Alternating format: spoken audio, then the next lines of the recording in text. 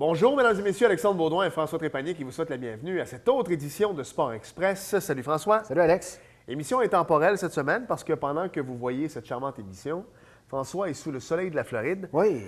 Moi, j'ai envie de te dire, tu arrives d'un congé parental, tu repars en Floride. Coudon, toi. Écoute Alex, mon employeur m'avait demandé de prendre mon congé parental et de prendre mes vacances par la suite. OK. Donc, c'est ce qui se passe. Voilà. François, comme c'est intemporel puis qu'on ne peut pas vous parler des Alouettes, de l'impact et de tout ce qui s'en vient, ce qu'on peut dire par contre, c'est que le début de la saison du Canadien, c'est là. Oh oui. Les matchs hors concours, c'est terminé. Alors, on s'est dit, comme tu es directeur de Office Tourisme Montérégie et qu'on est au plein cœur des pommes, parle-moi-en un peu. De toute façon, on fait ça à chaque année pour les gens qui nous écoutent à Montréal via ma TV. On parle de pommes à chaque année parce que François, tu es bien placé. Ça tire à sa fin, mais c'est encore le temps, François. Oui, Alex, puis Dieu sait que les gens de Montréal sont une des clientèles numéro un pour les vergers de la Montérégie. On est le jardin de Montréal, la Montérégie. Donc, nous, on a fait un site web, masortieauxpommes.com, Alexandre, qui va répertorier tous les vergers en Montérégie. Plusieurs restaurateurs également qui vont adapter leur table avec un menu à la pomme. OK, ouais. Ça, c'est intéressant aller au restaurant. Il n'y a pas juste une tarte aux pommes. Non, c'est tu ça. vas avoir un potage avec une goutte de pomme dedans, un filet de porc, sauce aux pommes. Ça, c'est un classique. Ça, c'est bon. C'est l'heure du souper, là, ça donne faim. Mais il y a plusieurs beaux vergers qu'on pense ici dans le coin de Saint-Jean-sur-Richelieu et région. Verger Denis Charbonneau à Mont-Saint-Grégoire, que tu connais très bien, qui n'a plus besoin de présentation. Non, puis écoute, je bois sa bière et son vin, c'est Écoute, spiritueux les à chaque cidres, semaine. ils ont tout ça ici. Il y a également dans le coin de Rougemont qui est la capitale de la pomme, avec les week-ends gourmands qui ont connu tout un succès. Plusieurs vergers à Rougemont, qu'on pense à la pomme Radar et la famille Lavoie, qui était à l'émission Éric Latour la semaine passée, justement. Exact. Hugues Lavoie. Donc, un beau coin de pays, tu as Mont-Saint-Hilaire, tu as également le secteur du Suroît, dans le coin des Mingford. Pourquoi pas aller dans le coin des Mingford et peut-être arrêter par la suite à la face cachée de la pomme, aller chercher une bonne bouteille de cidre neige, un autre bon produit de la Montérégie. Donc, les pommes qui ont vraiment une place importante en Montérégie, c'est le produit agro-touristique numéro un. C'est 700 000 personnes qui viennent aux pommes par année en Montérégie. Ça dépasse, on va en reparler au printemps, mais ça dépasse les sucres? Ça dépasse le temps des sucres. Le temps des sucres, on évalue environ à 600 000 visiteurs. Tu en as 700 000 dans le temps des pommes.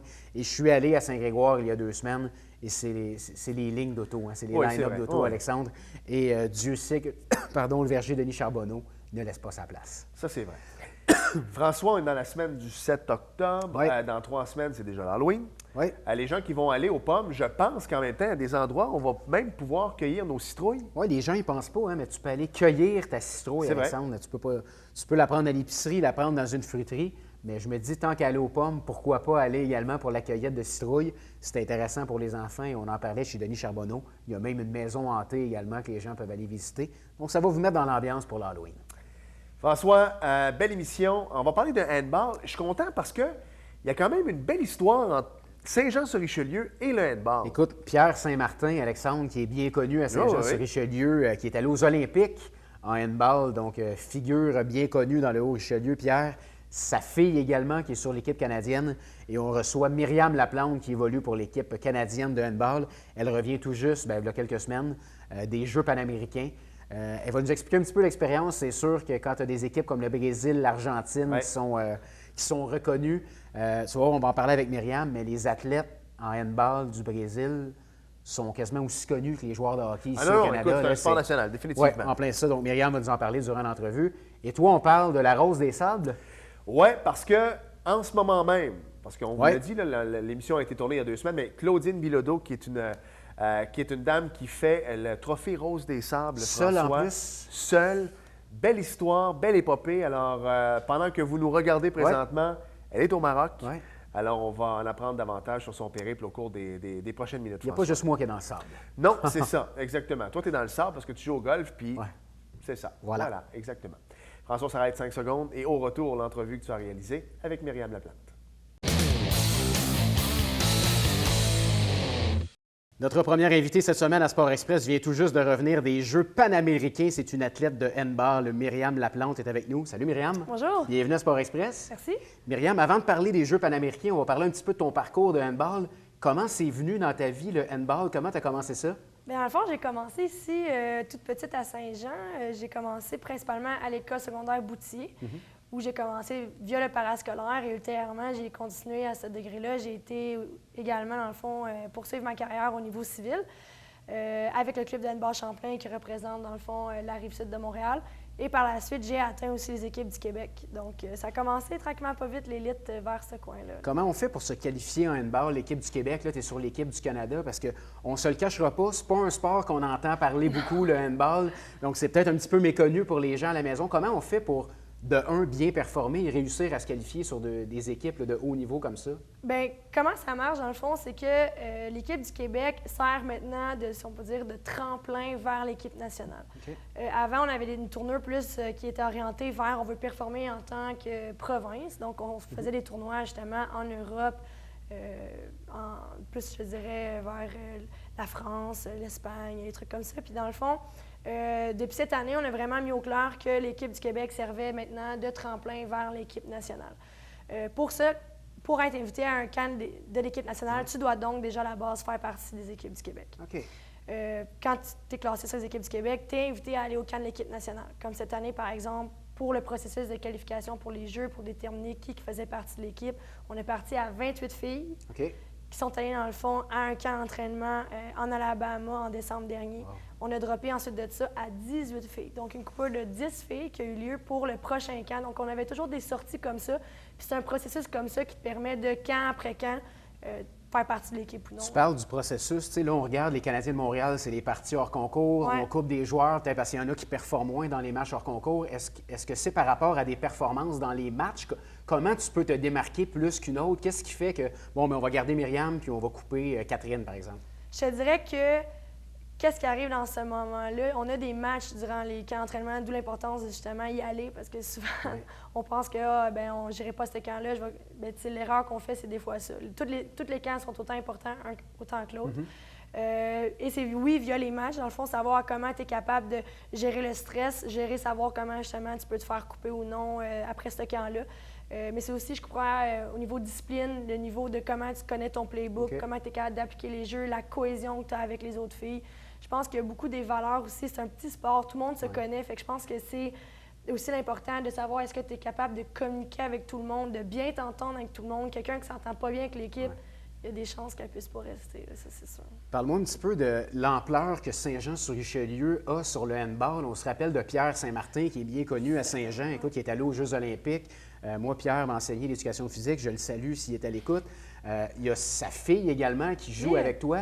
Le handball a une place très importante à Saint-Jean. Hein?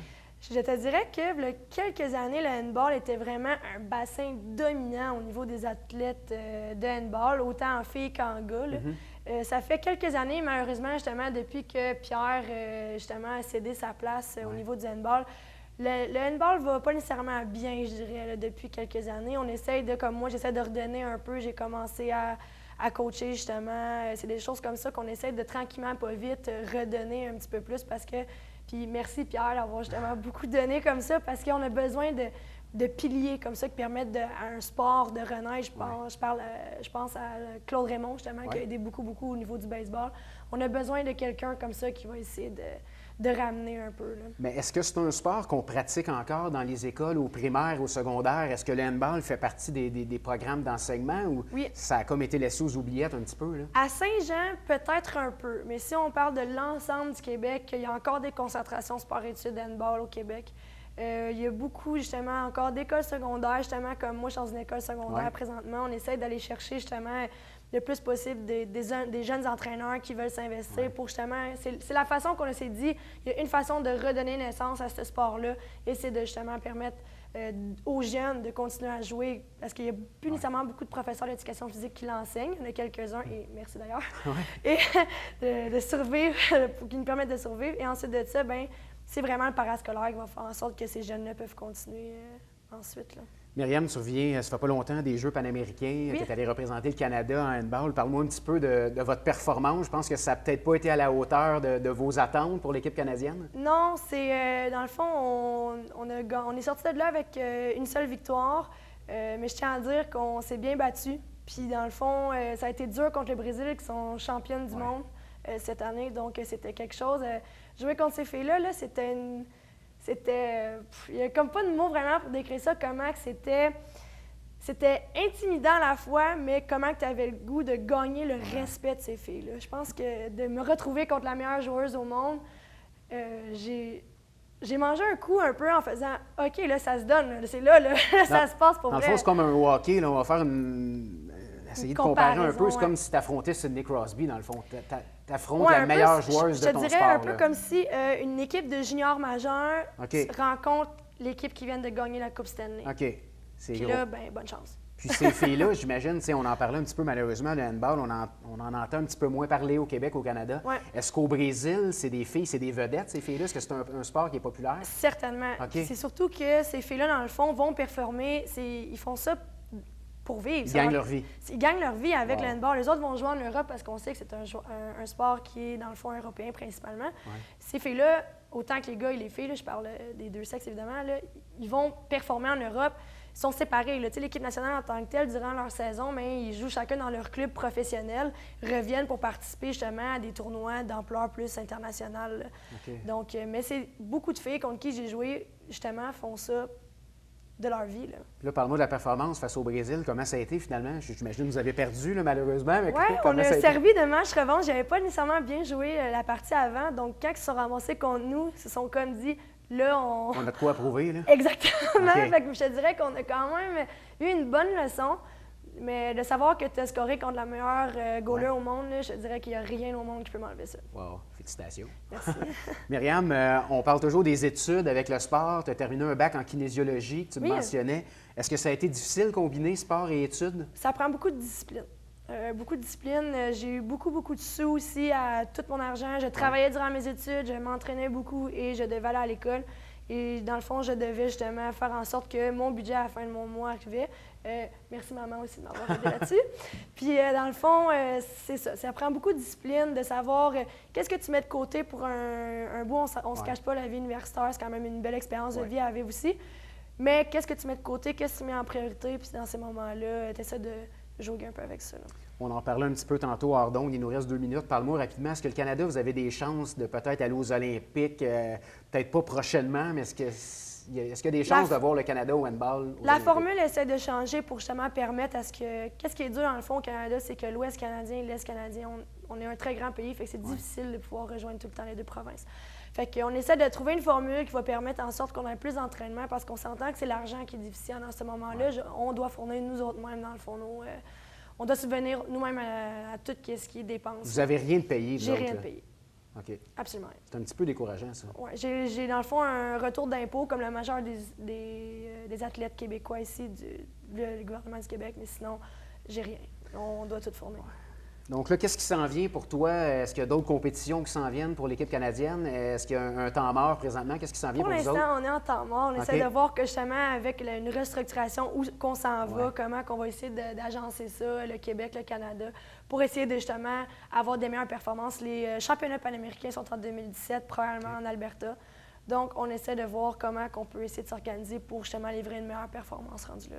Rapidement, en terminant, il nous reste 30 secondes. Vous avez été honoré par la Ville de Saint-Jean-sur-Richelieu qui vous ont Oui. invité au Conseil de Ville à signer le livre Ouais, d'art. un beau moment. Toi et 2 de tes collègues, tu peux m'en parler? Ça a été une belle expérience? Oui, bien Philippe Thibault, dans le fond, avec qui je partage ma vie, si on faisait, plutôt, c'est mon très bon ami d'enfance depuis OK. qu'on a 4 ans, qu'on se connaît depuis maintenant 12 ans. On joue au handball ensemble. Vous êtes suivis? Oui, on a fait des équipes du Québec, maintenant le Club Champlain aussi et l'équipe nationale, donc on a une belle histoire là-dessus. Puis je te dirais... Il y a également la fille de Pierre Saint-Martin. Oui, ben oui, Kim. On en parlait. Oui, c'est ça, Kim, qui elle aussi a un beau bagage en balistique, là, fait que pour ça, on est bien content d'avoir encore une bonne élite au niveau de Saint-Jean-sur-Richelieu. Ben écoute, ça nous fera plaisir de les recevoir à Sport Express quand tu vas être disponible. Myriam, merci beaucoup d'être passée Ben, en merci studio. beaucoup. C'était super agréable. On aurait pu parler encore longtemps, mais on a notre caméraman qui nous fait des signes. Donc, malheureusement, c'est la fin de l'entrevue. Mais tu es la bienvenue quand tu veux sur le Oui, plateau. merci beaucoup. Merci. Très gentil.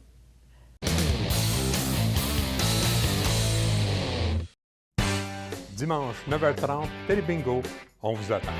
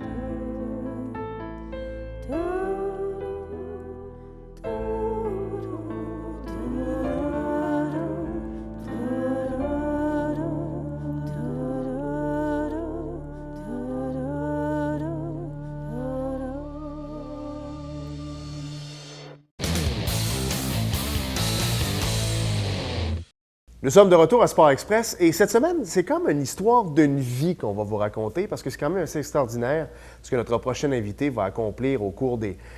Je vais dire au cours des prochaines semaines parce que l'entrevue que vous voyez présentement a été enregistrée la semaine dernière. Donc, Claudine est déjà au Maroc. Ça nous fait plaisir de la recevoir.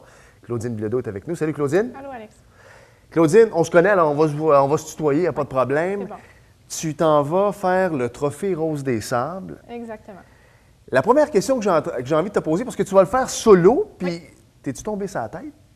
C'est la question qui m'a été posée souvent. Il faut comprendre que partir solo, c'est un tout autre défi. Au départ, ce n'était pas le but. Au départ, il y a 5 années, quand ce projet-là a commencé pour moi dans ma tête, le but était de partir avec quelqu'un, tout simplement parce que c'est un projet de grande envergure, c'est beaucoup d'années de travail. Par contre, avec le temps, avec le cheminement, ça s'est adonné que j'ai dû partir seule. Et je vais devoir partir seule, dans le fond. Puis, sérieusement, c'est la plus belle décision que j'ai prise. Dis-moi la différence entre les deux, parce qu'il n'y en a pas beaucoup. Tu nous disais, Ordonne, tantôt que tu es une des seules au Canada là, qui va On faire... n'est pas beaucoup au Québec à partir en solo. Il y en a quelques-unes. Je ne dois pas dire que je suis le seul cas. On est quelques-uns à partir. Par contre, la différence, tout simplement, bien, il y a le véhicule. Dans le fond, si on est un équipage solo, on a 2 choix de véhicules, que ce soit motocross ou le quad, dans le fond. Sinon, en équipage duo, on peut aller avec le SSV ou le 4x4. C'est la plus grosse différence. La deuxième différence, c'est tout simplement qu'on doit financer seul. Ce qui veut donc dire que le réseau social, le cercle d'amis, est beaucoup plus restreint. Donc, c'est beaucoup plus de travail. Je ne dirais pas que ça prend plus de temps. Ça dépend toujours de la détermination qu'on met dans le projet. On habite près, toi et moi. Je t'ai jamais vu en moto. Fait que là, tu me jettes à terre si tu me dis que tu vas le faire en motocross, mais tu vas... Non, malheureusement. J'aurais aimé ça. Par contre, on doit avoir un permis valide de moto dans notre promesse de résidence depuis plus de tant d'années pour pouvoir participer en motocross. Et de toute façon, je voulais quelque chose d'un petit peu plus stable pour aller rouler dans le désert. Donc, moi, j'ai décidé de le faire en quad. Qu'est-ce qui a fait que tu as décidé de poursuivre dans cette aventure-là? Parce que des levées de fonds, on en voit plein, il faut être honnête. C'est éreintant comme travail, tu l'as dit, là, tu ne décides pas du jour au lendemain de faire ça. Souvent, les gens vont quitter. Toi, qu'est-ce qui a fait que tu n'as jamais lâché, puis que tu n'as pas abandonné, puis que tu es là présentement? Bien, je pense que sérieusement, quand on embarque dans un projet de cette envergure-là, ces questions-là, on se les pose au départ. On n'embarque pas là-dedans, on ne fait pas une préinscription si on n'est pas sûr à 100 de vers quoi on s'en va. J'ai une famille, j'ai un travail, je veux dire, j'ai quand même une vie assez bien remplie qui fait qu'embarquer un tel projet, je savais que je devais hypothéquer du temps de famille de qualité, que je devais... amener le monde à participer avec moi, parce qu'en équipage solo, on s'entend que je ne peux pas tout faire seule. Donc, c'est sûr que c'est un pensée bien. Au départ, c'est des discussions familiales, c'est faire comprendre aux enfants le pourquoi. Je veux dire, c'est un défi personnel, mais c'est un côté aussi solidaire, parce que je m'en vais aussi apporter des dons, je m'en vais faire du bénévolat auprès des enfants dans le désert. Donc, je veux dire, c'est 2 volets. C'est un défi sportif, mais en même temps, il y avait un côté humanitaire qui me touchait beaucoup. Donc, c'est sûr que j'y ai pensé plusieurs années avant de faire le pas vers en avant. La journée que j'ai fait ma préinscription, c'est parce que physiquement, mentalement, j'étais rendue là et je savais que j'avais du monde en arrière de moi pour me suivre dans l'histoire. Tu l'as dit, tu t'en vas faire du bien à toi, mais également aux autres également. C'est quoi la planification? Qu'est-ce que tu t'en vas faire là-bas? Parce qu'au-delà du Trophée Rose des Sables, on en a entendu souvent parler. C'est quoi ta motivation? Ça va être quoi ton rôle là-bas? C'est une course, mais tu vas faire quoi exactement? Je veux que tu rentres plus en détail. Bien, dans le fond, moi, je quitte 2 semaines et demie en totalité. Je dois passer par la France, tout simplement parce que l'organisation qui est Désert Tour est implantée à Cibourg, en France. Donc, tout ce qui est vérification technique, vérification médicale, parce que je dois aussi passer des tests médicaux avant de quitter.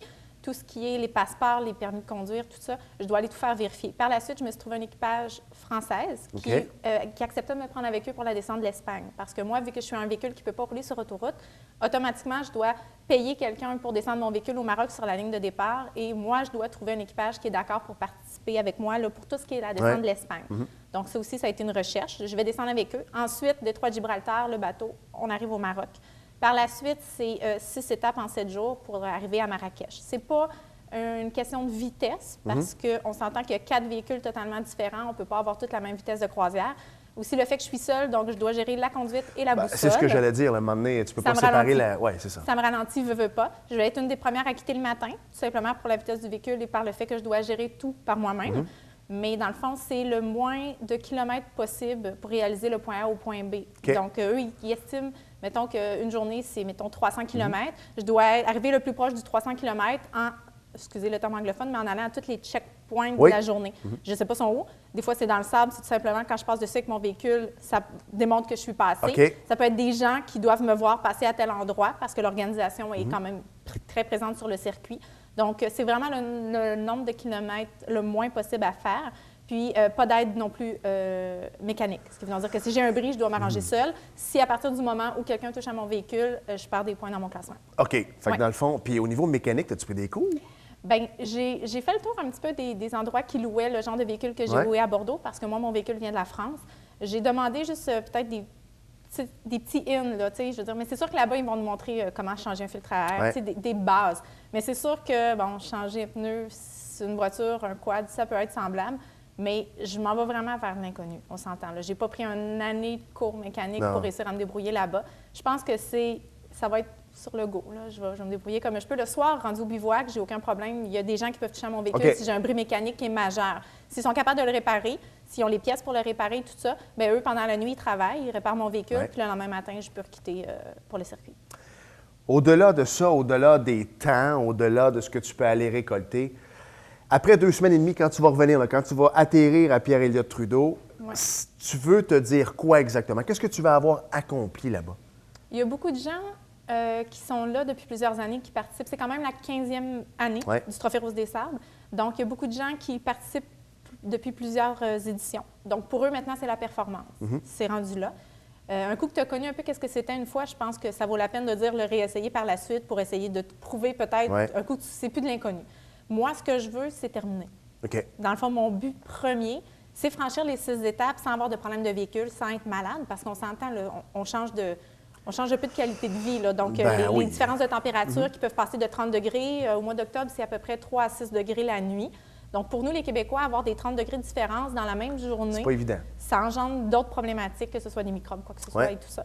Donc, moi, si je suis capable de faire toutes les étapes, quand je vais revenir ici, je vais me rappeler de ce que j'ai vécu là-bas, pas dans la position à laquelle je suis arrivée. Non, pour moi, le classement, je veux terminer, je veux être dans le classement. Je ne veux pas être disqualifiée pour une raison X, Y, Z. Je veux être dans le classement. Mais si je finis bonne dernière et que je me suis rendue jusqu'au bout, pour moi, là, c'est magnifique. Est-ce que tu penses découvrir une nouvelle Claudine Bilodeau là-bas? Bien, je pense que je vais avoir mis l'emphase plus sur la femme que sur la mère, la blonde, la professionnelle. Je pense que j'ai tout simplement décidé de penser à moi. J'ai décidé de faire un défi pour la personne que je suis, parce que je suis quelqu'un qui aime foncer dans la vie, je suis quelqu'un qui aime relever des nouveaux défis. Je pense que je ne serai pas une nouvelle personne, mais je vais avoir pensé à moi, tout en incluant les gens autour de moi, mais je vais vraiment avoir pensé à la personne que je suis. Tu as des enfants qui sont en âge de regarder Internet. Il y a Yvan qui est là également. Est-ce qu'on peut suivre ton parcours sur Internet? Oui, on est un peu avantagé. C'est sûr qu'on s'entend que dans le désert du Maroc, le Wi-Fi n'est pas ce Non, ça ne doit pas être débile. En tout cas, Cuba, il n'est pas bon. Fait qu'au Maroc, ça ne doit pas être débile non plus. C'est pas génial. Par contre, on a l'avantage d'avoir une application blog qui est accessible pour toutes les participantes dans le désert au Maroc. Donc, en France et en Espagne, je suis dans des hôtels pour la descente. Donc, ce qui veut dire que je peux mettre mon blog à jour très facilement. Et rendu là-bas, on a Wi-Fi par satellite qui nous permet seulement pour cette application-là d'y aller gratuitement. Donc, je peux aller mettre des photos, je peux aller mettre des articles. C'est sûr qu'il y a un délai. J'ai calculé, j'ai fait le test, c'est à peu près 24 heures de délai. À partir du moment où moi, je publie l'article, il est disponible ici au Québec 24 heures plus tard. Et sur le blog, la course en direct est là aussi. C'est sûr que vous ne pouvez pas nous voir directement, tu sais, nous on dit en direct. Ça donne à chaque fin de journée. Ils mettent un topo de la journée, un topo du classement, ils mettent des images, des photos, des vidéos qui ont été filmées sur place par les journalistes. Donc, vous pouvez quand même avoir une bonne idée de ce qui se passe là-bas à ce moment-là.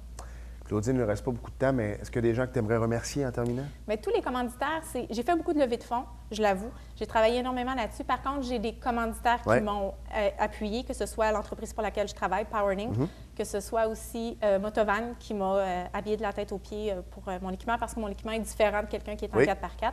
Donc, tous mes plus gros commanditaires comme ça, mais tu sais, il y en a tellement, que ce soit des commanditaires participatifs qui m'ont juste donné un petit coup de pouce dans certaines levées de fonds.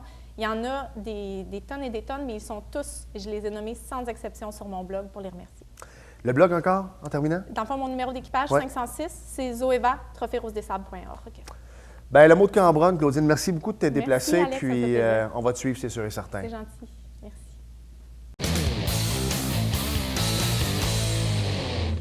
Nous sommes de retour à Sport Express. Et François, quand Myriam est arrivée pour l'émission, c'est quoi la première chose qu'elle t'a dit?